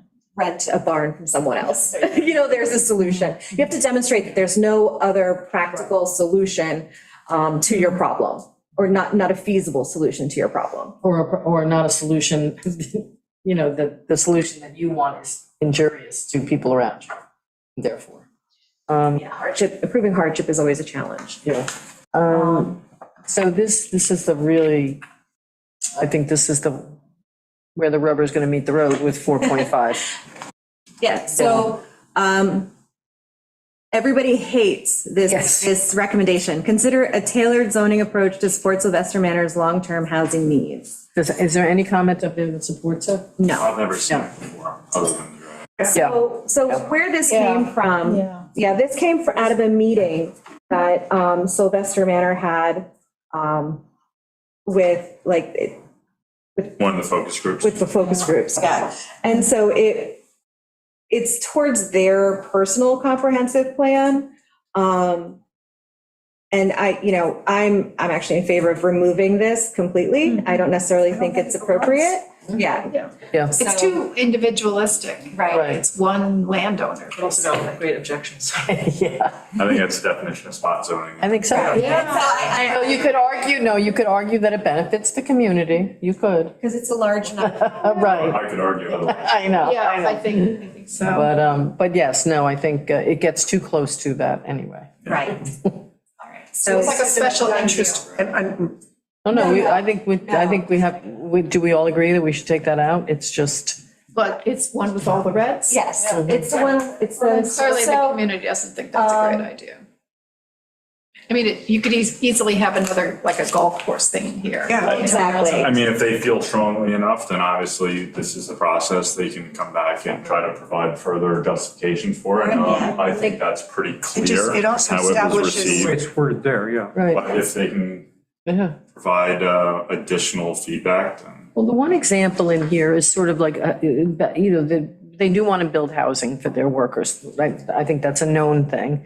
And to allow them to do it in a clustered way, that's in here as so. every business on Shelter Island needs No, housing. I know, but given that they have 200 acre, Right, gotcha. to not spread it out and ruin all those, beautiful untouched. That being said, but at the time that they develop their idea for housing, whatever that is gonna be, they come before the town board, there are public hearings. Or whatever it is they need Right. to do in order to get a permit. That's fine, slow, I yeah, agree. exactly. because it opens the door for, By taking this out, we don't take away their options either. Right. I mean, they can ask for whatever they want. All right, so I've removed that. It's gone. Adios. are we going to wrap soon? Yeah. We can wrap. And then what we'll do is we'll go through the rest of the comments that we haven't touched on. We'll go through those next. And We have the comments that were sent in, as well as the emails that we've received over the last week. Right. Just a question about the emails. There were some really good comments. I know Lori Raymond made a lot of incredible things. Oh, yeah. I went through it. Go through that or?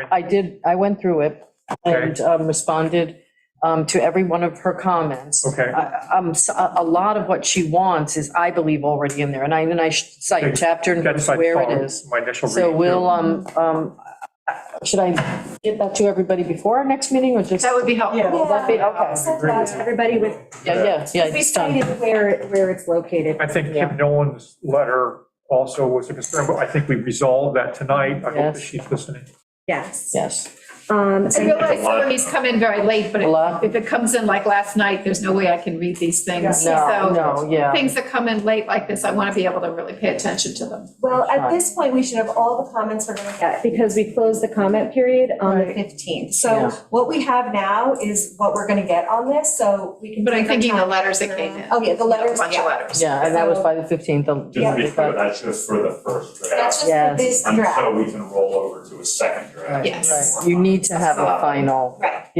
comment period, otherwise you'd never get. Yeah, we have to send off at some You point. know what would be great, maybe this is really difficult, would be the second draft, if there was a way to like highlight the changes.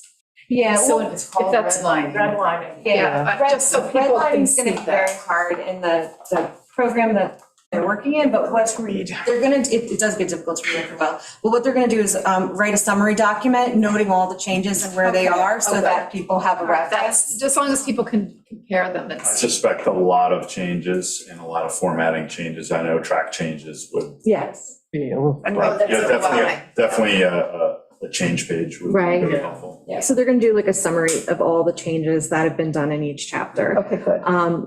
Because if they're working in InDesign, which is a little different than Word or some of the programs we typically work okay. All right, so we'll go over the rest of the comments at the next meeting. So Friday, Joanne, if you can, okay, yes, so Friday, we'll pick this back up. Okay. All right? Yes. Oh, yeah, oh, yeah. Comments, I just have to nail that down, so definitely Friday. All right. Who in the room has a comment? Come on up. Thank you for going through, Natasha Stowe, thank you for going through these comments with this amount of detail and discussing them seriously. It really is, as a member of the public, it feels very good to hear that. This compressed series of meetings scheduled at short notice is very burdensome. For me personally, and for a lot of people I know, it was scheduled at short notice. You know, people work, people have stuff going on. And it's not just a question of being in person or in Zoom. This is a real burden on me, whether I'm here physically or on Zoom. It's a lot of time. And I just don't know why all these meetings had to be crammed into a single week. And secondly, the minutes of the meeting on Monday are very sparse, and there was a lot of substantive discussion in the meeting.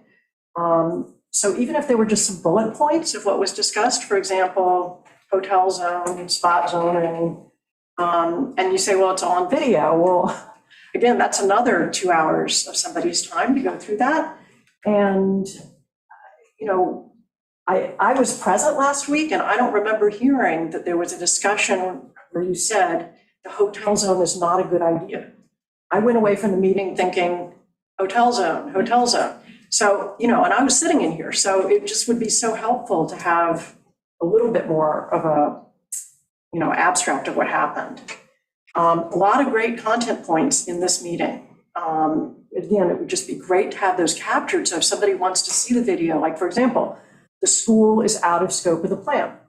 That's important and helpful. Although somebody did reference the impact of lower enrollment on the cost per student. So that, you know, it was an interesting discussion. The whole discussion of no hypotheticals, too much could, should, may. That's a really, you know, interesting thing for people. And again, it would be great even if it were just a bullet point in the minutes. What is a genuine hardship? Just the fact that you all even discussed that is really interesting and important, I think, for the public to know. And I just don't think it's realistic to expect people to go through a 2-hour video. Let's see. Another important content point was that chapter 3 was misunderstood. And as a result, a lot of people made comments on it. And, you know, that I think really needs to be out there so that people don't feel that they weren't listened to. Yes, they're going to be listened to, but not in the context of chapter 3. It's a very good explanation of why. The last thing I just wanted to say, I thought I heard a request in this meeting that each CPAC member develop a brainstorm list of zoning issues and concerns. And I just, you know, there've been so many public comments on zoning issues, it just seems like that might be a good starting point. But anyway, thank you again for listening. Thank you. Let me just say, that just relates to a directive, you know, to a suggestion made at the last meeting. Right. It's kind of just getting everybody's brain to help us collect all the zoning issues so we can put them into one place because our brains are tired. What's the problem we're trying to solve? Here's the solution. I mean, I kind of like the idea of the bullet points. The only thing worried is that somebody will read it and then say, well, what happened, or what did you say, or what did you agree on? And we can't include the entire discussion in there. So it's sort of a balance between indicating the topics that were in fact looked at. And in some cases, we haven't even come to a solution yet. We've just acknowledged that, yeah, that's a really, something we've definitely got to think about. Yeah. Challenging. We'll think about it. We'll try to figure out how to do it because we attempted to do that for the minutes for today and it was very cumbersome and it was hard to indicate the nature of the discussion in the minutes. And so if you just list all the topics, then it leaves a lot of questions for people, you know, so what was the resolution for spot zoning or what was, you know, so we'll try to come up with a happy medium, but it's a challenge. It's a lot of content in 2 hours of discussion. Thank you. And we don't want to overburden Coco. I mean, that's, Yeah, I mean, that's hours and hours and hours of work for Coco. All right, anybody else? I just want to say, I think we're having all these meetings because we really do recognize that the public feels passionately about this, and we don't want too much time to go by Right. where they might think, well, we're ignoring all of these comments. Right. So, I mean, we're all here too, so we can appreciate your comment about that time piece. Yeah. Yeah, because like I keep getting people asking me, well, when's the next draft coming out? I'm like, we're on chapter hurry. Like, give us time, and we're trying to do it in a timely fashion so that people can have It's still another gonna take a draft. lot of time to But get it's it gonna rewritten. take time, you know, so And that's, to honor each comment. I Yeah. think that's the thing that's important to us. Yeah. We want to honor every person's input, and we can't do that in a snap of your fingers, so. and it's just gonna take more meetings, just bottom line. Jan?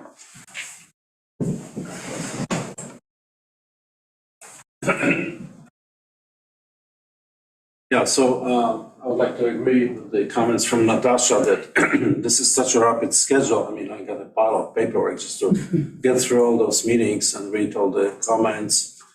This is just a little bit unreasonable for you guys too. I mean, 2 meetings a week. So could we slow down this a little bit and spend more time discussing all those options? So that's one comment. And then related comment is what timing do you foresee going forward? If you could describe what's going to be the timing now and the procedure, because so the comments eventually when you guys going to get through all the comments, so that's going to go back to consultants, correct? Right. And then, so I'm assuming that they're gonna revise the draft. Will the draft be returned here to CPAC to have a second round of discussions to see what was discussed and conclusions reached actually will be reflected in this document, okay? The reason I'm asking about it, because I've attended many CPAC meetings, okay? And there were lots of things discussed and so forth. When this draft came up, there were like things that were never discussed in CPAC, other things that we thought were agreed on to take out or put back, you know, all of a sudden they're not there, or they are there, but there was an agreement that they were not gonna be there and so forth. So I think it would be a good idea to have the second draft, then rediscuss again, okay, here, but this time, or maybe have a public hearing, so public can weigh in, okay? Instead of like throwing it over, you know, to the other side, to the town board, okay? I don't think this is anywhere near ready yet. So what will happen is the consultants will take all of our recommended changes, incorporate them into the document, give the document back to us, we'll look it over, and then if we have any significant changes to make, we'll give it back to the consultants, and then they'll give it back to us, and once we feel like we have a document that is complete and reflects everything that we've taken into account, then we'll vote and hand it off to the town board, and then the town board will start the official public hearing process on that document. But will there be another public hearing at this level? We don't know. I don't know. It'll depend on how it goes. Because there was a discussion, you know, of public provided feedback and so forth. Now that we have a revised draft that, you know, responds to the concerns and issues, shouldn't there be another public hearing? Maybe not in American Legion, but, you know, smaller. No, it would not be smaller, in my view. Well, no, 'cause I at think it that might be point, bigger. the next public hearing will be at the town board level. It'll be in the auditorium of the school, and it will be on a document that this committee feels is worthy of handing off to the town board. Okay, so there's not gonna be. So public At hearing. this level, no. You're town board using the can- the term public hearing. Do you mean like another community input session? Well, I believe that the American Legion, there was a public hearing, right? CPTF, At yes. CPTF level, that's what I'm talking about, okay, is that before this is ready for the town board to look at it and have public level hearings at this level, I think after the second draft is produced, there should be another hearing on the CPTF level, or CPAC level. Well, we don't have that planned, but we can look at it, we can look into it. Because Let's see what we get back in the Yeah. second draft. You always want us to predict the future, and we don't want to do it. So this is this little tension we have going. We don't. So we're going to wait to see, we get the draft back from the consultants, which is pretty far away from this minute. You know, that we even get through all this and to the consultants. It's pretty far away. Look we're on chapter 4, and we're not done with 4. So when you keep it, that's just too far out for me to look at. I might not even be here. So I'm going to promise you what? You know what I'm saying? From me? I mean, so let's just go with our steps.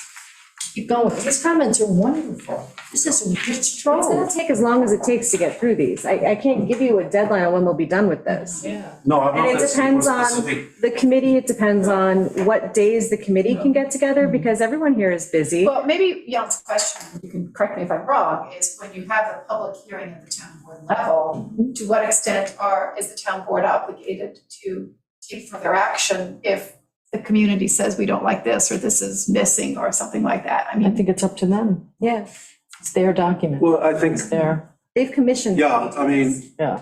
I would say that at the town board level, there probably should be many fewer things that public is gonna ask. So, correct. and there are so many comments here and so forth, that I think another pass and another public hearing at this level should be done I get his point. before I do get the I do point, too. but I do no, pass to the town board. Because no problem. Would this be a sis. town board decision as to whether we did this again, or would it be No, our no, I decision? think it's us. I We think would it's us. decide, Yeah, or the task force would decide. yeah. No, I Yeah. think I would be comfortable with the whole. Yeah, okay. we'll see what the document is when we get it Yeah, back. I And do. we'll see, I mean, if we can address all of the conflicting points and we feel like, we've taken everything into consideration and we're comfortable with the document we create, we may feel comfortable giving it to the town board. We may not. We have to see what it looks like when it's done. We aren't there yet. Okay, I have just one specific question on page 45, when it talks that there will never be more than 2 units per acre. Can't find it right now, but it says, the context is that basically this is no upzoning and so forth, but the current zoning only allows one structure. It allows one structure and an accessory per acre by This is county law. Outside, yeah. Yes, but the accessory can only be either ADU. Maximum of 2 bedrooms. Yes, but the accessory, it's not like there will be 2 separate houses, okay, per acre. It can be, if the second structure is clearly subordinate to the first structure, it could be only ADU or living quarters, and so on and so on. Correct. But do you mean here 2 independent houses here? I mean, it can be a primary residence and then a small cottage. And the A small ADU, cottage would be an ADU, yeah. But that's only for year-round rental and so forth. Yes, yes, yes. And not in the near shore. And not allowed in the near shore overlay. That's already law. Yes. And just a quick thing about the frequency of the meetings this past week is that we had, I don't know how many emails went back and forth trying to figure out even a time we could get together where we were all available. And it's really hard to, even the number of people we have, to try and find dates that we're all here. But we're just trying to do the best we can. And so those 3 dates came up quickly that we had people to staff them. And so here we are. Oh, and let me also say, the holidays are upon I was us. gonna say November, December. So this is going to stop dead in its track at some point, just because we're not going to be able to get the Yeah, but quorum. it's also a burden on us because there's so much paperwork. Yeah, yeah. Oh, yeah. Well, your comment period is over on this draft, so, read away and all of that, and come listen and say what you're saying, but in terms of more commentary on this draft, we're kind of just trying to deal with what we've gotten already, which, again, I think you all would agree is pretty, All the I think we comments that want have to be been fair to received those and people who are posted online. commenting up until the moment. yeah. Okay. All right, there's 2 people online with their hands. Right. Kim? You're on mute. She's working on it. Hi. All right. Okay, so first, the big picture. I sense and really appreciate a strong preservation instinct here tonight for the nearshore overlay. And so I would like to propose specific language that I think is in line with the entire discussion here tonight, that there should be no expansion of non-conforming uses without a variance that will be strictly limited and narrowly granted. And I will write that in a message to you so that you can send it to our consultants. Because the Comment other period's thing I over. see here, and I wanted to be quick because I know everybody's really tired, but this is a very, very good thing that would help both protection and enforcement. And it is totally appropriate for a comprehensive plan. And the language that I've come up with was based on your conversation here tonight. I just want to make sure that it gets in the next draft, which I think is one of the questions people have been bringing up, which is how are our comments cataloged, which I think they have been, but how are they expressed and included? And that's not necessarily what we are seeing, but I am not going to, waste your time on that right now. That's for another point in time. I would also reference one other discussion, which is you felt limited that someone might consider such limiting language as potentially a taking. That is absolutely no worry. I think you will be totally safe with this language, and I will tell you why. If you look what the town did in 2012 with respect to the Causeway District, you will see how very successful that's been. And I think it should be a model for how you proceed with the Nearshore Peninsula Overlay District. Okay, so that's my big picture comment. And I want to thank Sean Clark for his research and great knowledge, as well as other people's knowledge here tonight about what I am talking about. I think you understand that a lot of the citizens know what they are talking about, and they should not be overruled or dismissed by your consultant, who I think does not necessarily have the appreciation for this island that we do and should not be directing this effort. Therefore, I would ask you to listen more to us and less to them. They bring a certain expertise, which I think they are levying on the process in a reasonably good way, but they should not dictate and they should not be drafting the basic ideas in this plan for us, and I say us islanders because I've been living here full-time 20 years and my tax address is here. Okay, that's done. I will just say one housekeeping thing, please. Yeah, am I already talking too long? No, keep going.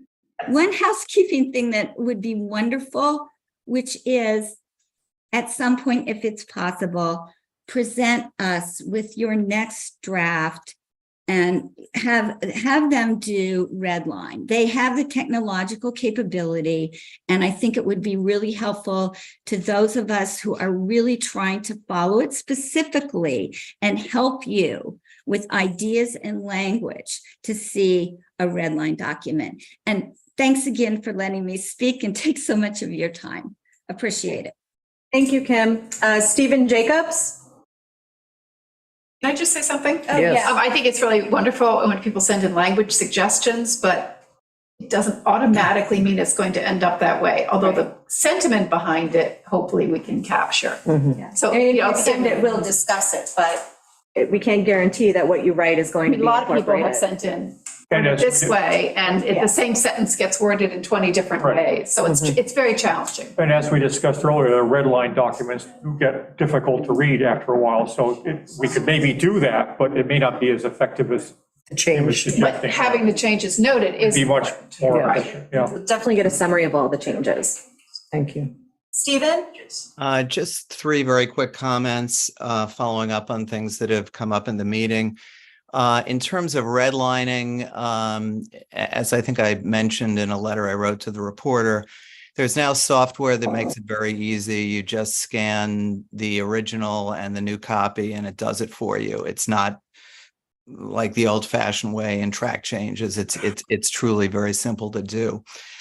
Secondly, I just wanted to commend Sean on his comments about opposing hypotheticals. I think you would get less resistance from the public if you made sure that concepts that are mentioned are concepts that you support and feel as though would get public support. I think when you don't do that, it's just inviting a blowback, which is just going to complicate the process. The final thing is just going back to the initial discussion about prior attempts at what I think everybody would agree was overdevelopment.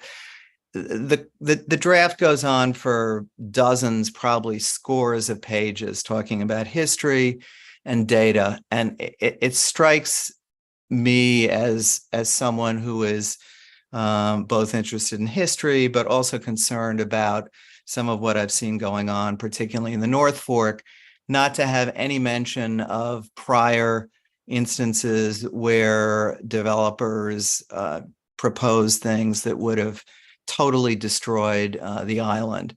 And I think just more generally, for me at least, and I think a number of other people, the real concern about the plan and where it's going is that it's not surgical enough in terms of talking about the type of development that is wanted, in particular affordable housing, and types of development that truly are not wanted and that would not only overly tax our environment, the water, traffic, but just turn this into a place that we don't want it to be. Thank you. Thank you, Stephen. Anybody else? Make a motion that we close the meeting and go home? Second. Oh, Pam just raised her hand. Pam? Yeah, hi. Just a very quick question. I'm just wondering where the consultant was tonight on this meeting, as he was on the first one when you started reviewing the draft, and I expected them to be here for the next 3 as you review the draft before you. Yeah, he couldn't make it tonight, but, BJ and I discussed it, and, part of it is that we do kind of want this to be the community's impact and the CPAC's comments going to the consultant for them to make the changes. So, it's kind of, we wanted to make sure that it's our discussion, not as much they're driving it, it's us driving it. Which So, And the picks up community. comments from And tonight. the community. yeah, in the community discussion. So, they couldn't make it tonight, but he said he'll watch it later. It's on YouTube. And, Okay. so, yeah. Okay, the only other thing I want to mention is that there have been comments made on this document that go back to January, for instance, that are still relevant to this draft that have not been discussed. You're just going through the recent comments that you've received instead of looking back at comments that happened in March, April, that are still relevant to the draft document before you. I'd just like to suggest that the advisory committee take a look at some of those earlier comments that seem not to have been rectified in this draft. They're just as relevant as what's presented on these poster boards today. And in some cases, maybe even more relevant. And I think that they should be part of the conversation as you're going through these chapters. This is the first draft that you were looking at. Everything else before that was just conjecture. And I really believe that some of those earlier comments are relevant. So I would suggest that you do that. And we'll look forward to Friday. Thank you. Thank you. All right, now motion to go home. Second. All in favor? Aye. Adios. So chapters 5 to 6